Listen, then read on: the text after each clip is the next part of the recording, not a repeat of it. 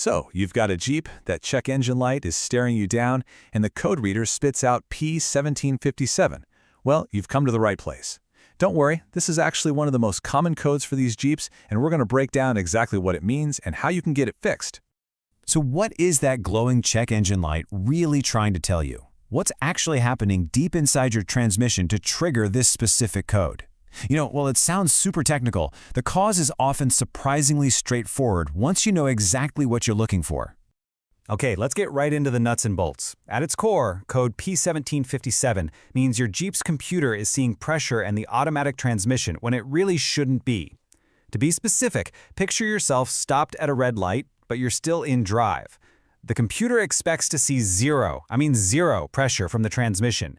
This code pops up when it sees anything over 3 psi in that exact situation. Think of this right here as our battle plan, our diagnostic roadmap. We're going to walk through these possible causes logically, step by step. We'll start with the most common and simple checks, and then work our way down to the stuff that's way less likely.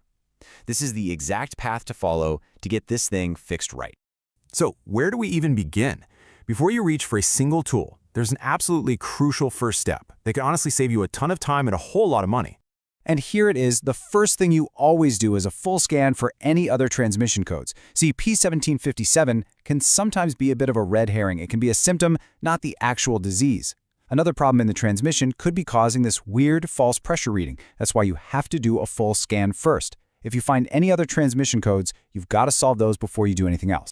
All right, so let's say P1757 is the only code that's popping up. Now we can zero in on the usual suspect.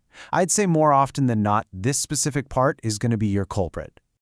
This little guy, the governor pressure sensor, has a pretty simple job. It's supposed to tell the vehicle's computer, hey, we're at a standstill, pressure is at 0. When it starts to fail or gets a bad reading, it sends that faulty signal, that ghost pressure, and that is exactly what flips the switch on our P1757 code. Okay, so we've identified our main suspect. How do you actually inspect it? Well, the process is very methodical. Let's walk through the steps. So, the inspection is a clear 3-step process. First, just give the sensor itself a good visual check. Are there any obvious cracks or corrosion? Second, trace the wiring. You're looking for any breaks or frayed spots in the 5-volt reference circuit that actually powers the sensor. If that power supply is messed up, the sensor can't send a correct signal. Now, if both the sensor and its wiring look perfectly fine, then you can be pretty confident the sensor itself is the culprit and it just needs to be replaced. All right, so you've replaced the sensor, you cleared the codes, and that pesky check engine light comes right back on. Don't get discouraged. It just means we need to move to the next potential cause on our diagnostic path, which is the valve body. Okay, the valve body. Think of it like the air traffic control tower for your transmission fluid. It's this complex maze of channels and valves that directs fluid exactly where it needs to go. If there's a crack, a leak, or some kind of blockage, it can cause pressure to build up where it shouldn't, and boom, you're right back at square one with our code. So how in the world do you check a component that's buried deep inside the transmission? Well, again, it all starts with a careful visual inspection once you can get access to it. This process is pretty straightforward. Once you have eyes on the valve body, you're basically looking for any obvious signs of physical damage.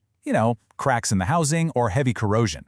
If you spot anything that just looks wrong, well, that's your smoking gun. The entire component will need to be replaced. We've now covered the sensor and we've covered the valve body. If you are still chasing this code, there is one last stop on our diagnostic roadmap. Now, I'll admit, it's the least likely, but it's a critical part of a complete diagnosis. We are talking about the Powertrain Control Module, or the PCM. This is literally the central computer, the brain, of your entire vehicle. It takes info from all the sensors and makes all the decisions. Now, a failure here is rare, but because it's the thing reading the pressure sensor, a fault in the PCM itself can create a false code. It's our last resort for a good reason. Checking the main computer. That sounds intimidating, right? But the initial step is, once again, a simple physical checkup. You're looking for the same things we've been looking for all along. Any obvious physical damage to the module's case, or any corrosion on the pins where the wiring harnesses connect. Water damage is a common killer of PCMs. If it looks compromised, it probably is. So let's just recap our logic here. We started with the most likely electrical fault. That's the sensor and its wiring. From there, we moved on to a potential mechanical failure inside the transmission, the valve body. And our final check was the brain of the operation itself, the PCM. You know, the most important takeaway here is that by following this logical sequence, you're not just throwing parts at a problem and hoping for the best. You're performing a real diagnosis, moving from the most likely to the least likely cause to make sure you find the correct solution and get your Jeep running smoothly again. We've laid out the diagnostic map, from the most likely cause to the least. Now you have a clear, logical path to follow to find the root of the problem and get your Jeep back on the road. So, are you ready to solve the puzzle?